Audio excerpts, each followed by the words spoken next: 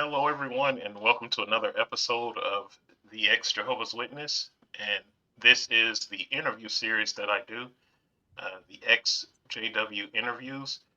Today, I have the pleasure of introducing one of my friends I met over social media. And like so many in the community, they were very welcoming to me. Um, I was kind of all alone, like a lone wolf, when I walked away in December of 2024. I started talking to individuals in the ex-JW community like mid-May, early June. But this is a gentleman that always made me feel I felt welcomed, I felt heard, and I appreciate him. So I wanted to interview him. So everybody, please welcome Chris. Hey, thanks, Mitch. It's good to meet with you. I've got my coffee. I'm ready to go. Yeah, all right, good. You got coffee, I got water. We are ready. Yeah, so I'm happy to have you on. We've talked like in private messages and everything, and I really, like your story. We'll mention it later, but I like the path that you're taking um, with what we're doing because it's so many ex Jehovah's Witnesses, and it's like we all have our own different path. Mine is just trying to help people with truth and honesty and transparency towards the organization. And we'll talk about your path later. But I appreciated everything that we talk about, and so I wanted to bring you in front of my listeners and viewers so that they can see what I see and hear.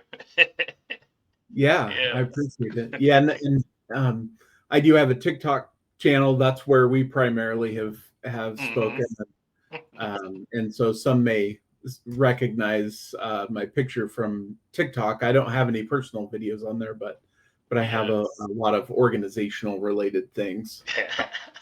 And what's your TikTok handle? It's at Mercifer, Mercipher,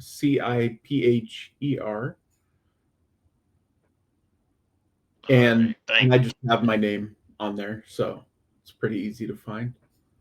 All right. So yeah, like he said, some of you might recognize him already from TikTok.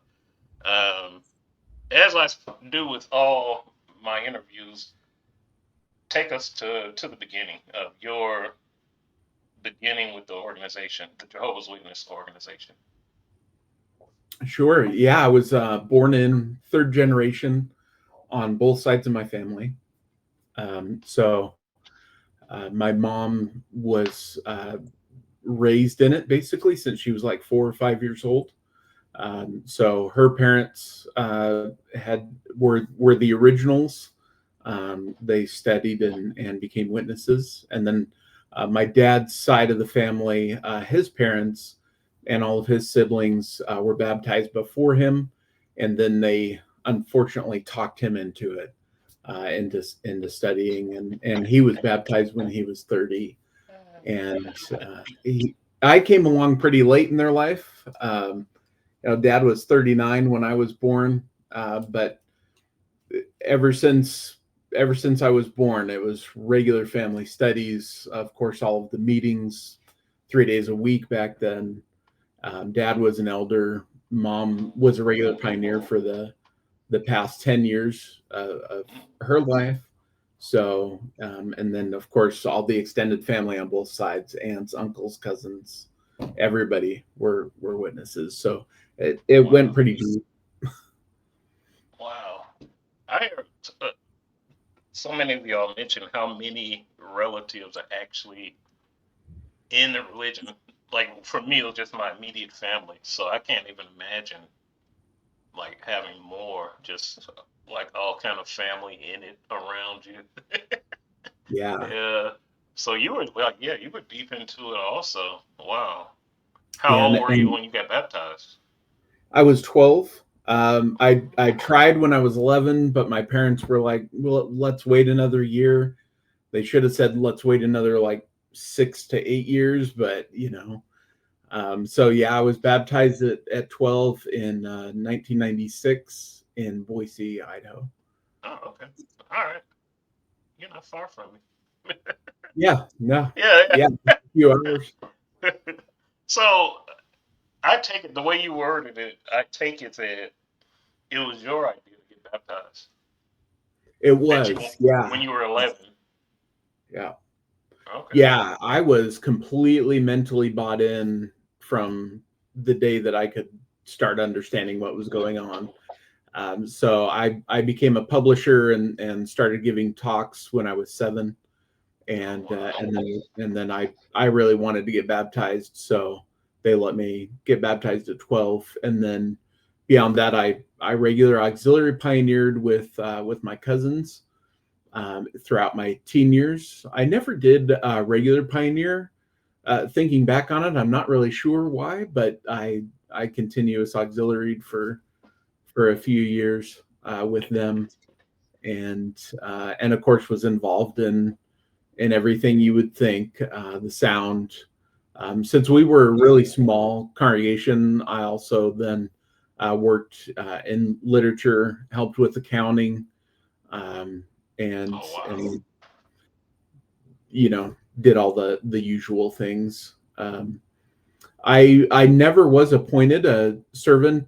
I was recommended at 19, and at the time I was also leading a sign language group in the congregation, and learned sign language from a family that moved in, and was interpreting at the assemblies and conventions. But Wow. I I just I knew that if I was a servant, it would lead to being an elder. And one of the things that really was off-putting to me, even as mentally in as I was having that much control over somebody else's life. My dad was an elder for 20 years, and so I watched how things worked. And because I was so in, he shared things that maybe he shouldn't have at the time, and so I just decided that I didn't want to be appointed, because I knew if I was appointed a servant, then the natural progression is being appointed an elder, and all of my Mm. uncles were elders, my grandpa, my dad. So I knew there was going to be a significant amount of pressure, and so I thought it might be easier to avoid that if I just wasn't appointed at all, and decided to be just the best publisher that I could be. I get that about the elder. Um, like I was a ministerial servant 3 different times, but I never really wanted to be an elder. Just from watching my father and what he went through, and then like you mentioned, just like it's serious, having that much involvement in people's lives. I was happy with doing what I was doing, and it sounded like you had a lot of they call them privileges as well. Yeah, that's So right. so it's like yeah, I don't, and I would tell elders that because they would be like, you're a ministerial servant a couple of years, and then they're like whispering in your ear, "Oh, you're gonna be a elder soon." And I'll be like, "I'm good, I'm Yeah, doing everything I want to do now. I don't want judicial meetings." Yeah. exactly. Yeah. Yeah, I could not imagine myself being in a judicial committee and having to deal with all of that. So, um, but yeah, I stayed completely mentally bought in, um, up until September of last year. So just a year ago. And both my parents have passed away, so that probably Mm, made it a little bit easier to make an exit. And out of 7 children, we only have one that's still in, and okay. so I didn't have any any immediate siblings that I was really close to that were in, and with my parents gone, I didn't have to worry about that. But about a year ago, I decided to let myself start doing some research, and specifically into CSA cases, Mm, and that led me to watching the Australian Royal Commission, and I yes. I, I binged watch all 8 days of that, and Oh my. I was just blown away And I went to my wife and I said, what if this is all fake? And I didn't know what to expect her reaction to be really, but I was kind of surprised. She was very relieved that I said Oh that. wow. And Okay. she was really mentally out, and I didn't realize it. I mean, I knew she had issues with some things, but I didn't realize she was checked out, and so she Wow. was really relieved that I came to that conclusion, and I said I'm going to have to start digging in and doing more research, and so I spent the next couple of months really digging in, and by January I said, you know what, I'm ready to disassociate. I can't support this organization anymore. And she was like, I'm ready to. So we Wow. we we disassociated together in January. Nice. Okay. Yeah, we spoke. We kind of walked away at the same time. Yeah, Yeah. you and I and your wife as well. Just a side note, did she tell you how long mentally she had been checked out? A few years. Oh wow. Yeah. Isn't it funny how we keep it from our spouse? Because I checked out mentally. My last convention I went to May of 2023, but I didn't Oh, mention it to anybody. It's just like I was just like I have to be in for my family. That was my mindset. Yeah, but yeah. yeah. So the last district convention that we attended in person was actually in 2017. Oh wow. Um, and the reason being that in the beginning of 2018, we moved back to Idaho from the Oregon coast because my mom was diagnosed with ALS, Mm, and so we moved back to help my parents, and because of that, they would get a link, for the conventions, and so we would just mm, watch it with them at home, and then mom passed away in 2019, and then dad needed a lot of help, and so we stayed in the area, and I just continued to join him for any assemblies or conventions. I would just join him and watch it with him, okay. to keep him company, and it saved me from having to plan, so Mm, much surrounding the yeah. the assemblies. So Okay. Got you. Yeah. It's You mentioned something else that's similar to me as well because you said it was kind of easier for you to walk away um, after your parents sadly passed away. I feel that because my sister, she was a regular pioneer until the day she passed. She passed last September oh from cancer, and so she stayed on me about like, and she would listen to every part I had, every public talk. She would listen on Zoom, and she always just wanted me to like stay in the truth. And then I was like, I couldn't take it anymore. She passed September of 2024. By December, I had enough with the organization. And like, wow. yeah, I think it would have been very hard had she still been living, because she Yeah. probably would have flown here to Washington. She would have grabbed you by the ear and pulled you Yo, back for in. real, for real. Yeah. So I feel you on that part. And then, okay, so to back up, when you got baptized at 12, when you were a teenager, was there any point where you kind of had doubts or you felt like you were being tugged two different directions? Not at all. I Wow. Yeah. I was known, as far as the siblings go, I was known as the goody two shoe.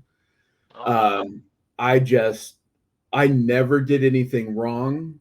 I never wanted to live a double life. I was so bought in that I was trying to be like the model male publisher, and of course, with my dad and uncles all being well-known elders, I had some, not only some clout in the organization, but Mm, also I felt like a lot of responsibility on my shoulders to keep their reputation good, yeah. and Oh all. yeah.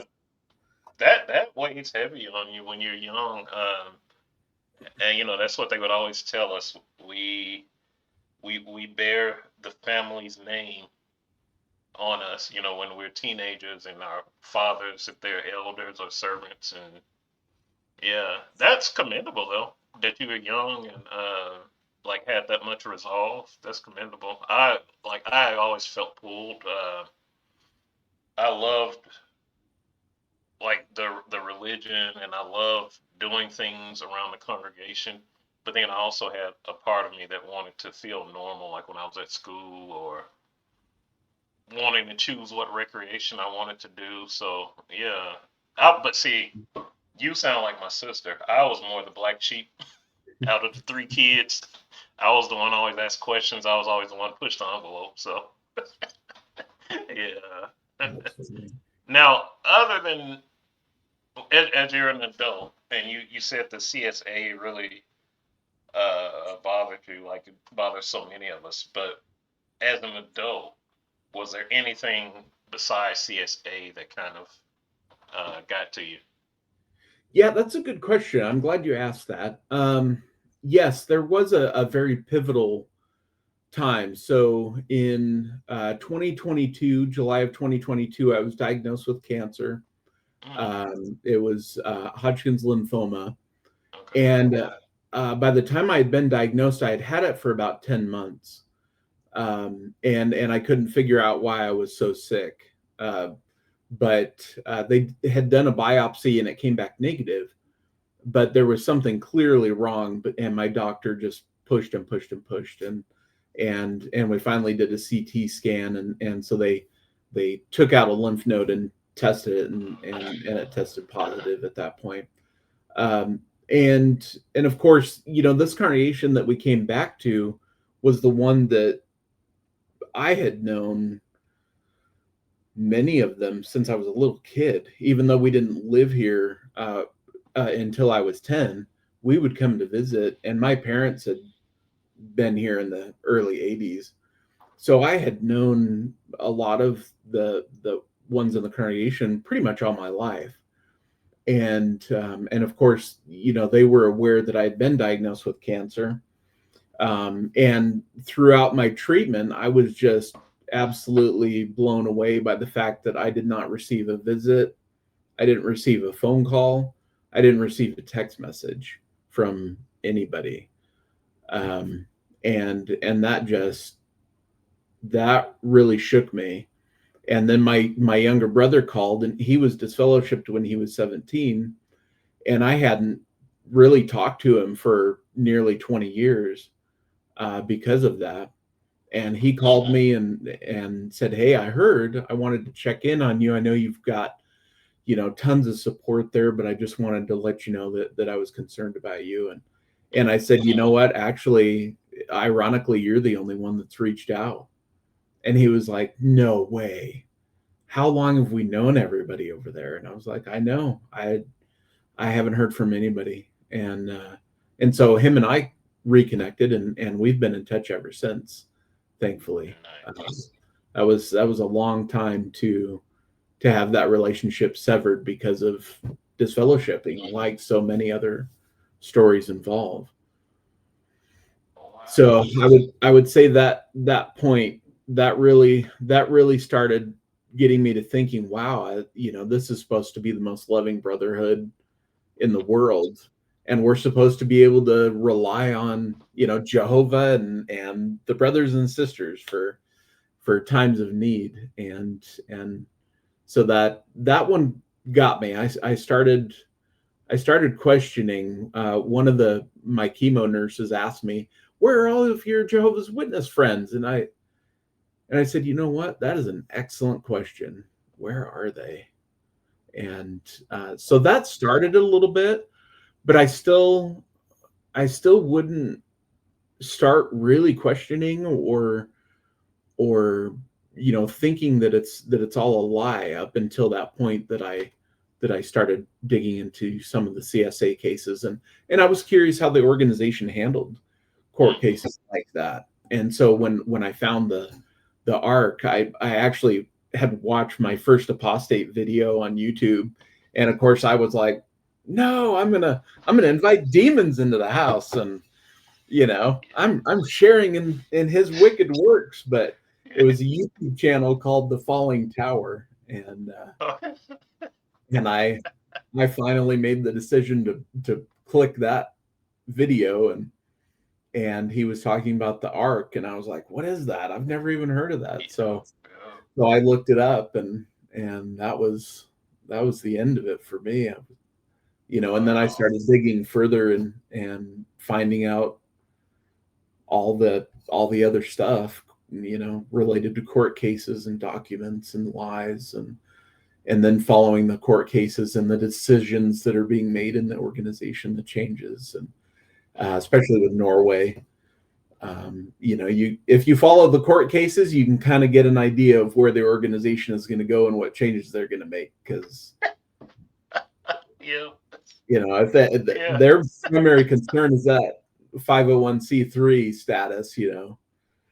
Oh my goodness. Yeah. That's what I always tell people. Like they think they think, oh, it's so great. Look how much they care for us, and they're giving us this new light. I'm like, yeah, okay. It's a money light. Yep, that's right. Yeah, that Now, flashlight seems to have an on-off button. okay. Well, when I was in, like, I was all in. I believed wholeheartedly in the organization. I defended it. I didn't want to hear anything bad about it. If somebody mentioned cult, if they mentioned CSA, I would dismiss it. I would say and I would tell my wife, we're talking privately, and I'd be like, this stuff in every religion is probably like a one-off. Now, when I started looking at like what you're looking at, like I'll ask you first. When you saw Ark and you looking at other court cases, as someone being so all in, how did it make you feel? I was just shocked. I, there became too many very logical things to look at, and by profession, I have a career in operations leadership and operations analytics, and so um, you know every day I'm working with solid hard data, and Mm-hmm. so when I started coming across that, where it was things that I couldn't refute, or hearing Jeffrey Jackson say that they're not the only spokesperson that Jehovah uses, and I was just like, what is he talking about? And then of course all of the other testimony, just I was shocked, and then it started snapping me out of the hypnosis to where I was going, something's very wrong. Mm-hmm. Yeah, I have walked away in December, and like I found ex-Jehovah's Witnesses on TikTok, and like you said, at first I felt like I was gonna combust or something. But the more and more I listened, it just made me curious, and I was like, I have my mindset was I have nothing to lose. I don't go anyway. And I just started listening, and I started talking with people, and the one day someone sent me a letter. They said, "Have you seen any physical proof yet?" And I was like, "No, just been watching videos." They said, "Well, they got my email address. I'm going to send you a letter that one of the branches sent a congregation body of elders." And when I saw that letter and them telling them to not tell anyone in the congregation about this particular guy in the congregation, we heard he's newly married. Don't tell her. Can you imagine the devastation it would cause to her? And I'm like coming up in that religion, I saw things pretty much black and white. It's right or wrong, and I'm just like, how could they be saying this? Like, and then it just turned to like anger and hurt. I felt let down, and yeah, it was pretty rough for me. Like to Unbelievable. Yeah. really see how evil and bad that they were, and then like we like you talk about, you have Ark and Norway, and the more research I started doing, and it's like cases the northeast part of the country, it's like several states involved, But these are the feds. The feds are saying that Jehovah's Witnesses had a sex ring Yeah. in the Northeast, and then that's my head. I'm just like, And after and 17 JWs were arrested in Pennsylvania, yep, it, yeah, I mean, yeah, what else could that be except a ring? I mean, how yeah, else do you find that many in that proximity that quickly? yeah. And It just boggles my mind. I just yeah, it pretty much turned my world personally upside down, and yeah, like that first part of deconstruction was pretty rough for me because I just everything I believed in, when you come to realize it was, bogus and false, that's a lot. yeah, yeah, I know exactly what you're talking about. Oh It my is, goodness. but you know Oh what my I did after I disassociated? I was still on the email distribution list for the congregation, and so I took everybody's emails and I BCC'd everyone so that the elders couldn't see who it was being sent to. But I wrote out an email in my JW accent, and just said something like, "Hey, I know several of you were asking about the Australian Royal Commission and had questions about it, and so I just wanted to provide the link to it. And here's the link to the website for the transcripts in case anybody wants to verify that the video is real." And this gives a really good example of how the organization deals with court cases. And I didn't want anybody's spidey senses to go off. yeah, I like how you said that you use the JW jargon. Yeah. Oh So my god, I hope it opens someone's eyes. I never did. Yeah. Yeah, I never did get any responses from it, but I thought if anybody is curious or they've already heard about it and they want to check into it, Hmm. maybe that'll be the push they need. Yeah. Oh my goodness. Uh, do you? I talked to some and they've been involved themselves. Do you know anyone personally that was sadly involved with that, or you just? I did. Yeah. Uh, With CSA specifically, you mean? hmm. Yeah, so in the congregation that I grew up in, there was a family there. The father was a servant, and the mom was a pioneer, and he essayed all three of his daughters, and um, and of course the elders wouldn't report that, obviously, but the mother decided to, and she reported it to the police. She was, um, as a result, removed as a regular pioneer because she did that. But he ended up being convicted and was sent to prison for 25 years. And shortly after he was released, I guess he either got in touch or tried to get in touch with his daughters, and one of them sadly took her life. The one that I went to school with, she was 29, and so I don't know that if it was directly related to her father getting released and trying to get in touch with her, but it was shortly after that. So sadly, she felt she didn't have another way out. So Wow. of course, I was too young at the time to really know what was going on, but um, found out about it later. Hmm. That's so sad, man. I'm glad the mom did what she was supposed to do, and Yeah, I can't believe they removed her for yeah, protecting her daughters. yeah. Mm. That's And I'm seems to hearing be other the. stories, about that the parents that chose to speak up in some Mhm. form or another, the congregation kind of punished them for doing so.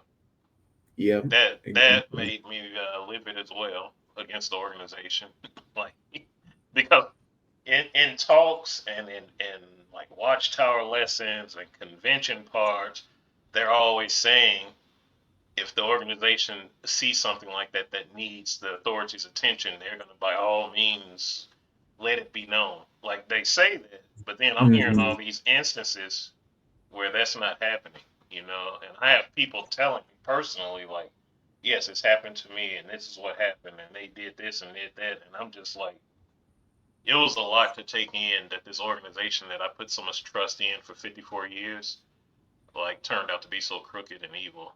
Yeah, That's so long, and then yeah. to, like you said, to realize that you were lied to your whole life. Hmm. It's a, you know, you take the red pill, and it's a hard pill to swallow. Hmm.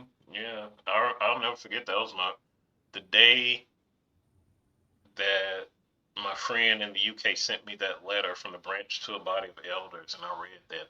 I made a video on TikTok. I was so mad I started crying, and that's I tell people that's the day that ex-JW was born. Like, EXJW came in like a wrecking ball. yeah, for real, I was livid, man. Like, because I don't you blame know you. what I think about, like my parents, and I'm sure yours. Like my parents, they came in their early 20s, got baptized in 1966. They're in their 80s now, still clinging on to the hopes, which are all lies, that this organization has fed them. You know, and that is a whole nother different part of live it in me. That's a different level of frustration. Yeah, Yeah, for yeah. sure. It's we. I talk a lot about on my podcast and in my Facebook group. I talk a lot about acknowledging what we've been through and the hurt that we go through and everything. Another part that I'm very, very huge on is like positivity and what we're doing to heal and what positive things we're doing in our life now. Um, what did you find help you in that healing process, or to change that negativity into positivity in your life? Probably one of the biggest things was starting therapy. Um, Mm-hmm. I found a therapist that specializes in religious deconstruction, and she's very familiar with the witnesses, and so there wasn't a lot that I had to explain. Just, you know, if there was any detailed nuances or structural things, but otherwise, she was very familiar with the witnesses, and that was a huge help. I think the other thing was getting on TikTok myself, and checking the social medias and actually seeing what people were saying and why they left. And you know, when you hear why somebody leaves while you're mentally in, you just don't pay attention. There's just no reason to leave. Your faith was weak, or you know, you're just spiritually weak, and so it's a you problem. Yeah. And it in the organization, it's always a you problem. And so I think getting onto the social media was really helpful for me, and then, like you said, just seeing how I think the way people are mistreated and the CSA in the organization, I think it's much bigger than what we even realize. Oh, Um, for sure. Yeah. and I couldn't believe just how many people were talking about it in their comments and things. That just blew my mind, because even with all of the court cases and everything, and then seeing these random comments, I just thought, wow, I think this is a much bigger problem than what we realize. Oh yeah. I feel the same way. I recorded earlier today, and that's we were talking about the same thing, and I feel that there's because they don't check out anyone, like when you become appointed or anything. They don't verify. You know, you just answer. Have you have you ever been accused of doing things with a child or anything like that? Have you been involved with a child? No. And then they just move on to the next question. You know, so I feel there are so many predators in that organization that no one even knows about. Yeah, Yeah, which is and who sad. knows how many comes in from prison witnessing. Hmm. you Yep. know. And if you're going to, in my opinion, if you're going to appoint someone into a leadership position in the congregation, at the very least, do a background check. For real. Yeah. You know, Yep. but that's never been a practice. Not at all. They're appointed by Holy Spirit, so they don't need to. Yeah, that's one thing that really got me that came out of the Royal Commission was the one victim's father was appointed a servant while he was abusing his oldest daughter, and Yeah. that really stuck with me. And I thought, wait, if he was doing that and appointed, Holy Spirit couldn't possibly have anything to do with that. No, no, So not at then all. that started to crumble too. Not at all. Someone asked me that, and they were being very sincere because they weren't familiar with how that process works. And she she asked me about Holy Spirit being a part of it, and I told her I can honestly assure you that Holy Spirit has nothing to do with it because the first time I got appointed in the late '90s, no way in the no way in the world I should have been appointed.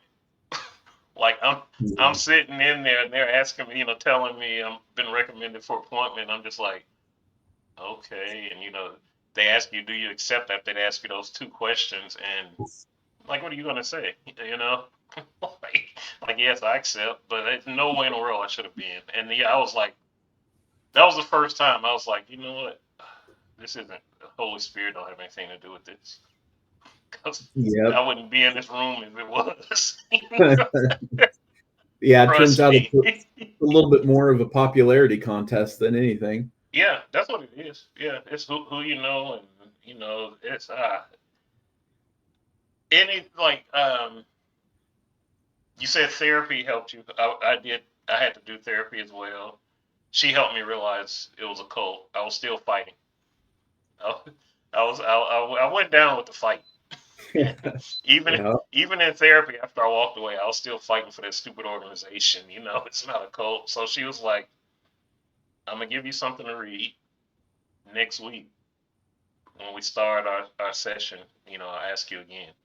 And I read what she recommended and came back the next week. She was like, "Did you read?" And I was like, "Yes, I did." And she was like, "What did you think?" And I was like, "I was in a damn cult." you know, she, you know, it took someone just she has no skin in the game. She don't have anything to win or lose, and it took her to help me realize, like, I was in a cult, and that was hard too, And cause then it dawns on yeah, you, yeah, oh, this is why they don't want us going to therapy. This is why they don't want us having a psychologist or a psychiatrist. They'll make us realize we're in a cult. yeah, for real. And then I'm talking to, like you mentioned, we're talking to the ex-Jehovah's Witness community. They had me so afraid and programmed mentally that when I saw the first few, I was literally scared. I Hmm. didn't want to talk to them, and gradually I started like listening to what they were saying. After a while, and I told some people this, I was like, you know what? I think they didn't want us to talk to apostates. I said because they're normal. Like they just want to be understood. They want to be heard. No one is yelling at me. I said I people talk to me better in the ex Jehovah's Witness community than they did in the congregation I left. And I think Sadly that was a so. I think that's another scheme they use. They want you afraid because they don't want you listening to people that started using critical thinking and doing their due diligence, and that too made me livid. I was like, these are nice people. Mm. Yeah, it turns out they're whistleblowers, and Yep.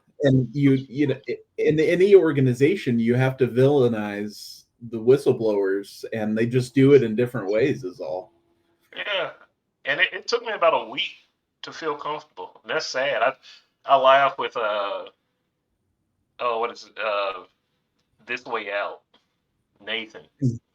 And Yeah. yeah, we laughed about that because I told him it took me about a good week not to be afraid. And I'm just like, you know what? No one is under demonic influence. Nobody is like screaming at me.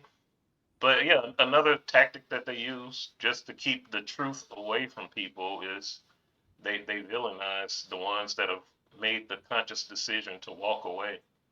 And how do you feel about this? It upsets me because it's so many double standards. They tell us all the time about free will and God doesn't Mm. force anyone to serve him. What do you find happens when we use our free will when it comes to that organization?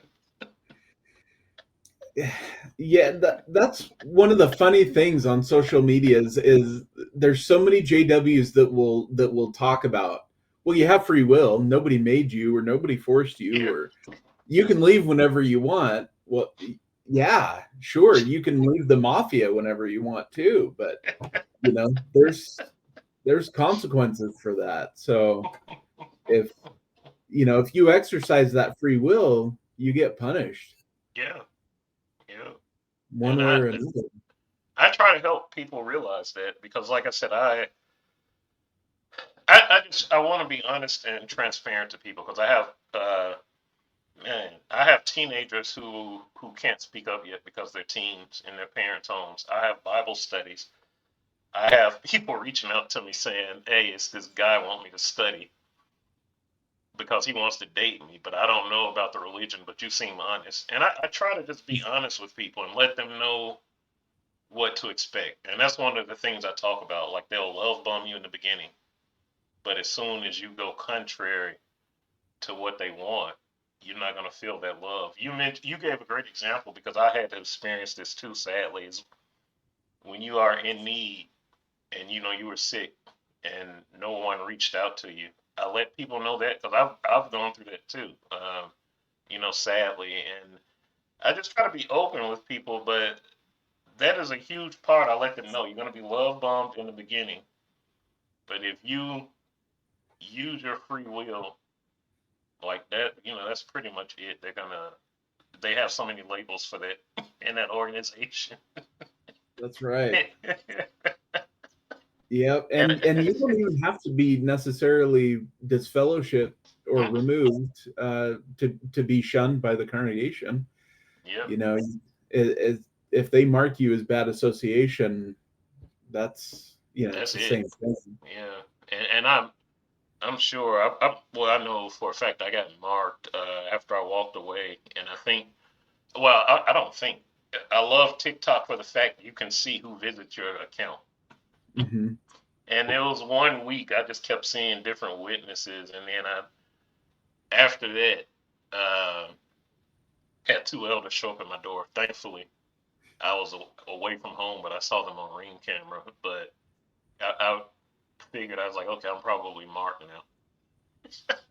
Yep, you can count on it. Yeah. So we talked already, and you said you want to mention it. What do you have going on as far as the ex-Jehovah's Witness healing process and everything? Yeah, I never intended on creating content at all. I really enjoyed watching all of the interviews that I watched on YouTube, seeing the videos on TikTok, and so for several months I was just going through that and in the Reddit group, and then one day I just got to thinking there's things that I would put out there too, and maybe it's duplicated information, maybe it's not. But I also want to contribute to the XJW community. And my thinking was if there's more voices, it'll be harder to ignore Yeah, that something is wrong. And so then I started thinking about, well, what would I put as content? And there were so many things that I would come up with every day, including clips of the Royal Commission, that I thought, you know what, I'm just going to do it, and I want to join the community, and there's some healing in doing that, yeah, um, and feeling like you're contributing, And like you said, I've had several people reach out to me and thank me for the information. In fact, two people reached out and said, "Hey, thank you so much for posting these videos. My husband just woke up because I showed him that video clip, and Hmm. he's realizing and is open to now doing more research." And I thought, that makes it worth it if it's just one person. Yeah. And you just have no idea what effect the comments that come into play on the content will have for others, or questions that are asked and answered. And so I think that's something that's really helped me in the healing process, which I didn't expect. So that's been a positive for Hmm. sure. Um, and then of course having my wife leaving with me, that's huge. There are so many stories that I see on Reddit or TikTok where they're, one spouse has left and the other one is still completely mentally in. And I can't imagine what kind of challenges that brings on, especially if there's children involved. Um, but yeah, I think having her and being able to just talk everything out, and having somebody that knows exactly what I'm talking about has also contributed to the healing. And her mom has since left, and her sister. So Oh, um, and wow. her dad was never a witness. He was never baptized. So her family is completely out now. Um, Wow. That's great to hear. Oh my goodness. I bet. So and you said her father was never in. no. How does he feel now that, like, I assume they do holidays and birthdays and things like that. Um, I don't know if he does now. Hmm. I don't think he ever has. He's never really had an interest. Her parents got divorced Mm. several years ago, and so Okay. we're not we're not as in close contact with him as we once were. But yeah, he's never been big on holidays or anything. But yeah, Ah, okay. All right. he was never wanting to dedicate himself to the organization. So he never became a witness.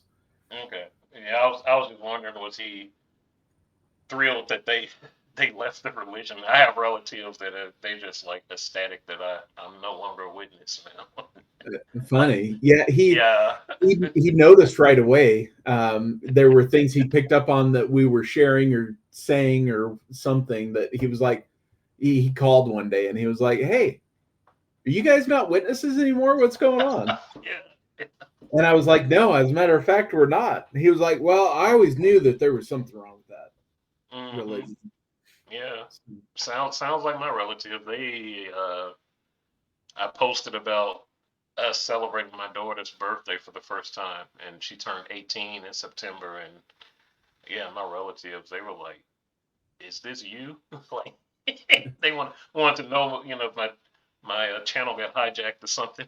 Funny. Yeah. Well, Now, so how can I'm sorry. oh, I was just going to say there was something that I wanted to ask you. Oh yeah. Um, because when you're in the organization, it's your whole life. It's not something you do on Sundays. Every decision you make is because of the organization, and so that's what's most important to us. So, since you left, what would you say has replaced that level of importance, or what's important to you now? I think, uh, man, the first thing I had to do was I, I honestly went through a mourning period. That's what I call it, because just my whole way of thinking and my belief system to me got shattered. So I had to just really come to terms with that, and things like mortality started going in my head. Like, because we're fed the new world and all this, and now I'm just like, man, I'm 55. I got about 25, 30 more good years in my life. So it's like, going off of that, I just told my family I'm going to try to focus on living life uninhibited, unafraid, and doing things that I want to do or that I find interesting. And part of that is helping others. I like helping people with what I'm doing with the ex-Jehovah's Witness community. Um, Sometimes it's very emotional because someone out of the blue will email me or message me on TikTok. And I've had a couple of people say that I stopped them from unaliving themselves because of a video I made or something I Wow. said, and that That's amazing. it weighs a lot on me. You know, I take this serious. Um, Besides that, I'm trying to find out who I really am, and I'm putting a lot of effort into reading, to learning, because learning certain things in that organization wasn't the only word I can think of is allowed. It wasn't really allowed. They didn't want you doing that, and so I'm just trying to like put positive energy into finding out who I am, into helping others. In that organization, the way we helped others was preaching to them, you know. But I'm finding other ways that I can help people, and I'm looking into different things that I've never looked into. I've registered to vote. I'm going to start looking into volunteering, and I'm just trying to, like I said, that's my mindset now. I'm at the age now where I just want to complete my life being good and helping others, and so That's that's what I'm that's focusing on. awesome, man. Hey, Yeah, cheers to that. yeah, yeah. And as you can see, that makes me like it gets me every time a little emotional because I'm not doing this for popularity.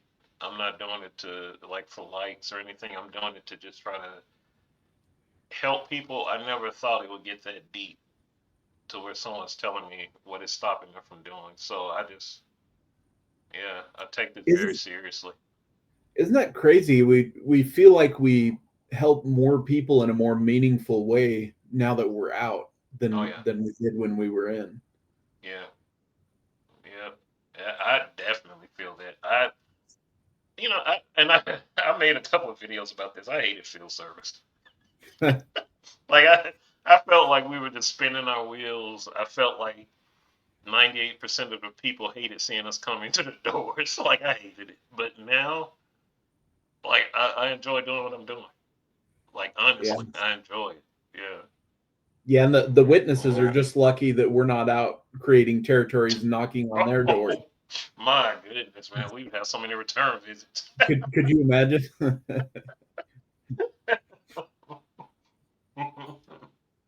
Yeah, I No, thank you really for enjoyed asking me what. that though. Yeah. Yeah, I was curious, and I've really enjoyed watching your family's interviews Mm, that you've had and getting to know them a little bit, yeah. and yeah, it seems like you it's a passion for you, It and is. hopefully it's helping in your healing process as well. Mm-hmm. It's therapeutic. When I first started it, and you can watch like the first 5 videos I made, it was just kind of telling my story. For me, it was therapeutic. Like honestly, Chris, when I made those first 5 videos, it was just me talking, Hmm. and I had people commenting and messaging me saying, "This is exactly what I went through. This is exactly how I feel. Like, thank you for being a voice." Some people telling me I'm saying things they want to say, but they can't because they have family still in. And then, like, it just started clicking. Like, man, I was doing this as a therapy for me, but it seems like I'm helping people, and I've just continued. Yeah, and I haven't done any personal videos, and I can't even really tell you why. I guess I was just so focused on the material. Mm. But yet I hadn't done any interviews or put out any personal videos, so this is an exclusive. Uh, but I but appreciate it, man. I've been thinking about doing the same thing. because even though our experiences are a lot the same, there are a lot of nuances and specific circumstances that Mm, resonate with some people more than others, and they can relate to it. So yeah. I've been considering doing that And myself. and and in our lives now, we have true free will. So this isn't by no means trying to tell you what to do. I'm just saying consider it because, like you said, we were kind of born and raised in it, but we have different stories. The posts that get the most views and likes, and like it's been a couple months and they're still getting likes, are the ones where I'm just talking about an everyday experience in my life as a witness Hmm. because people can relate to it and they're asking me questions and like you having done so many things that's interesting to people, both those who might be studying or are studying, or those who are in it who are kind of uh, either leaning towards being PMO or they are PMO. Like I've had a lot of PMO individuals reach out to me and tell me they just kind of felt they were isolated, but hearing me and the things that I was doing, and like someone who was in it as deeply as you too, they were like, for an example, blew blew me away. But this elder messaged me one day, and at first I thought it was a prank. But he was like, he was like, I'm an elder, but I'm just done. But my family, I have a wife and two kids, but mentally I'm done. He was like, I'm the Kobe, I'm the Watchtower study conductor, but seeing you and everything that you've done, it helped me. And I realized I need to make some decisions. And I was like, wow, like, and I was just talking. I was giving my experience, but it's like I say all that to say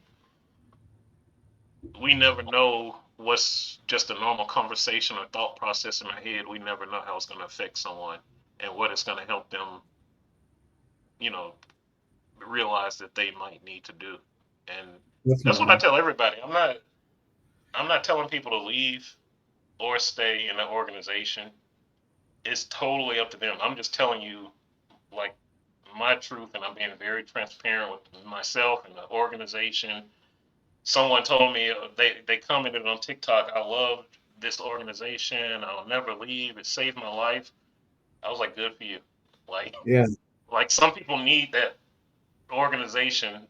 Those of us that have woken up, we don't need that. We realize we can create a life for ourselves. So I would say, yeah, just consider it. You don't have to, but yeah, just consider giving your personal experiences because I know firsthand it really helps people. Yeah, I hadn't considered it from that angle, what you're Yeah, talking about. So yeah, and I'm telling you, I've made videos where I'm like trying to like I talk about different topics, but I'm telling you the ones that are still getting the most attention. And you can if you scroll down my feed on TikTok, it's when I'm on the platform giving a talk, or hmm when I'm on the stage at an assembly, or I was doing something at a convention. Those like people just ask me questions and they want to know. Oh, they were like, some people are like, oh, you were really in it. If somebody said you were in the trenches, I was like, yeah, I was deep in it. yeah, sounds like it. So yeah, it's like we have a different. I think what I'm trying to say is I think people will they respect it coming from someone like us who've really been into it because they a lot of them have told me. I feel like if someone was in it as deeply as you but woke up, like that's when they start questioning and they have doubts, but now they're doing real research. And I feel good about that. I want people, even if you don't lead an organization, just do your due diligence. You know, Yeah. Yeah, it's a have yeah, informed consent at mm-hmm, least, have all the yeah, information available to you. And mm-hmm, yeah, my wife was absolutely shocked, and I never would have thought in a million years that I would be where I am now. But yeah. Yeah, it's possible. For me, it really felt like a hypnosis when I finally started looking at it differently. I was like, man, I feel like I was hypnotized, Yeah. and there was a key word or something that snapped me out of it. And I think that's what it takes is, everybody has different things that resonate with them and snap them out of the hypnosis of the organization. Yeah. That's a I good. That's a good way to word. Yeah. That's how I if felt. You're exactly right. I felt hypnotized. Yeah. if I was to put on my tinfoil hat, I would say it was like MK Ultra level mind control or something. Yeah. It It's honestly is though. they The way they control and word different things and the fear mongering. Yeah. they know Yeah. exactly what they're doing. For Yeah. real. Yeah. Honestly, they do, which is sad too, because like I said, I think about the ones who've been in it for decades, and they still wholeheartedly believe. Yep. And that's why I tell people I'm not trying to like put you down or argue with you like I was once in your shoes, But yeah, how can people find you? Like what you have going on, how can they find you?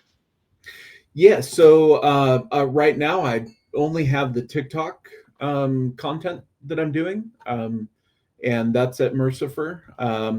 I have uh, considered starting a YouTube channel. I actually started one like 3 or 4 years ago.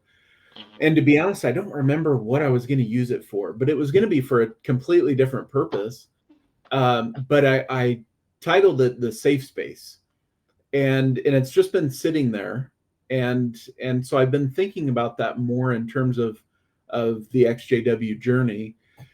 And I've been considering starting to use that channel for a more specific um, use case. And if I were to start it, what I'd want to focus on is those that have had suffered abuse in the organization in one way or another, or those that have dealt with friends or family close to them that have unalived themselves because of being disfellowshipped and completely cut off from their family and their social network.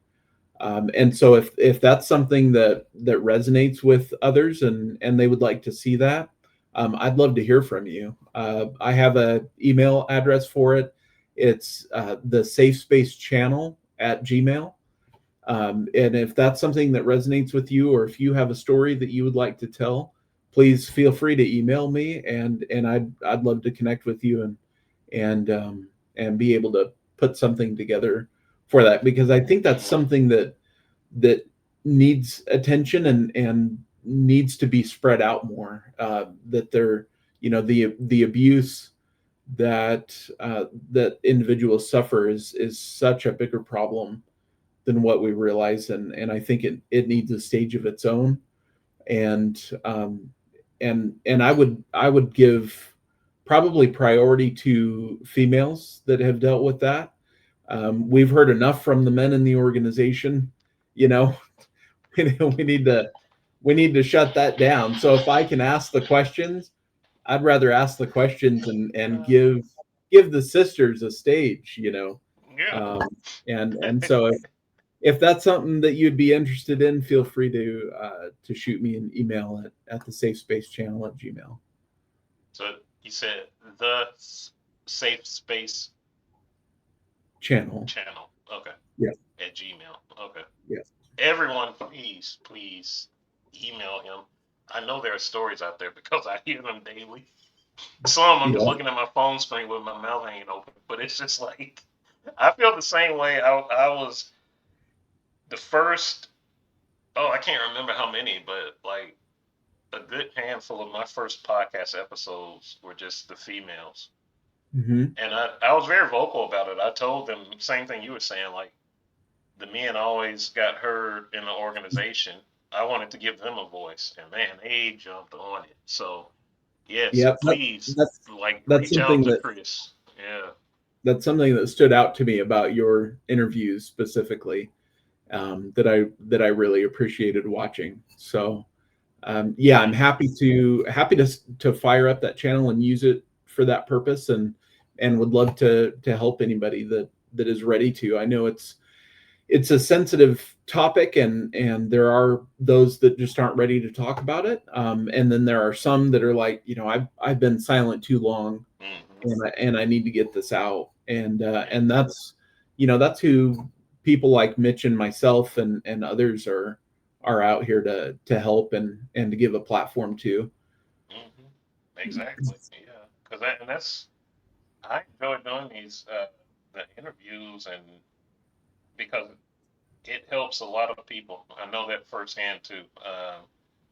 And the people who are ready to talk, they have some very interesting stories, and I think it'll help. The more people that hear those, they'll realize it's not just me, and I can do what they're doing. They broke free. So I think it's very. When you told me what you're doing, I was like, oh, that is awesome. Yeah, because like I've listened to it, and I try to help people, but my main focus is exposing the organization and being honest and transparent with what goes on. But individuals like yourself, and there are others that help with giving a platform more to the victims and everything. And I think that's very important. And I'll be sending people your way. Yeah, please do. Yeah, I would love it. I Yeah. just need a little bit of a push to get it started. I Right. just haven't jumped in and done it, but I would really like to get that going. So Oh yeah. And I'll put the email address in the description for this episode. I'll be sure to put the email address so they can reach out to you that way as well. Yeah. perfect. And as I do with everyone, when I close out, uh, what would you say? What advice would you give to the person who's um, thinking first, the one that may be thinking about walking away or having doubts? What would you say to that individual? If you're having doubts, or maybe you've woken up and you're maybe deciding on whether you should race back to the organization or not, I would say give yourself some time. Um, really give it some thought. Do the research that you need to do to satisfy what you need. And if you're leaving and your world is turned upside down, we get it. And there's a lot of us to reach out to if you need assistance. But I think one of the primary things is take it slow, allow yourself to really process it, grieve it if you need to. It's a life altering decision, and a life altering realization if you wake up to it. So just take your time and really think through the processes and get the help that you need. Mm-hmm. Yeah, that's great. And I like that you mentioned, if you've left and you're thinking about going back, because I've had those individuals too. Mhm. They feel all alone, and like it hurt me when I read this one email, and he was like, "I feel all alone. I'm going back to the organization." And I was like, "Oh." I was like, Yeah. it's your right, but I was like, the reasons that you left, that you stated to me, those are still going to be issues when you go back. So think about that. And I also told him, I was just real with them. You know how they treat those of us who've left and we go back. Yeah. That we're marked.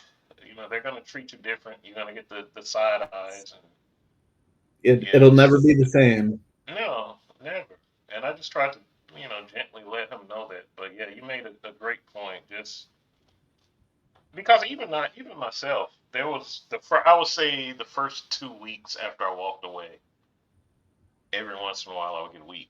It was like, did I Yep. make the right decision? But each week that passed, I knew I made the right decision. Yep. Yep. Same.